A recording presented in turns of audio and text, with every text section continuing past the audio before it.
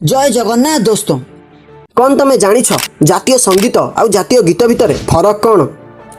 जातीय संगीत को केबे संविधान रे मान्यता मिलिथिला आउ जातीय गीत को केबे मान्यता मिलिथिला?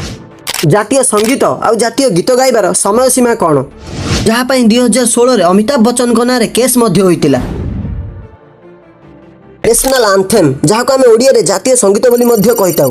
जनगण मन अधिनायक जय हे यह आमर जातीय संगीत अटे, जहाँ प्रख्यात कवि रवींद्रनाथ टागोर 1911 मसीह प्रथमे बंगला भाषा रचना करथिले। प्रथम थर पर यह 27 डिसेम्बर 1911 मसीह जातीय कांग्रेस अधिवेशन रे गान करा जायथिला। 24 जनवरी 1950 रे यह जातीय संगीत मान्यता दि जायथिला, अर्थात यही दिन यह संविधान द्वारा जातीय संगीत रूपे स्वीकार करा जायथिला। यह संपूर्ण रूप से गान करने को 52 सेकेंड समय लगी था एवं यह बाध्यतामूलक अटे।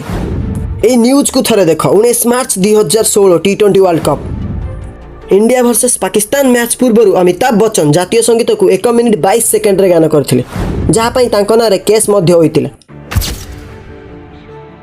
नेशनल सॉन्ग जहाँ को आम ओडिया रे जातीय गीत बोली मध्य कहिताउ। वंदे मातरम यह हूँ आम जातीय गीत, जहाँ को बंकिम चंद्र चटर्जी 1870 दशक रचना करथिले।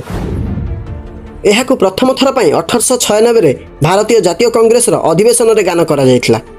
24 जनवरी 1950 रे यह जातीय गीतर मान्यता मिलिथिला। जातीय गीत पर साधारणतः कौन निर्दिष्ट समय सीमा नहीं, किंतु जातीय गीत को प्राय 65 सेकेंड रे गान करा जायथाय।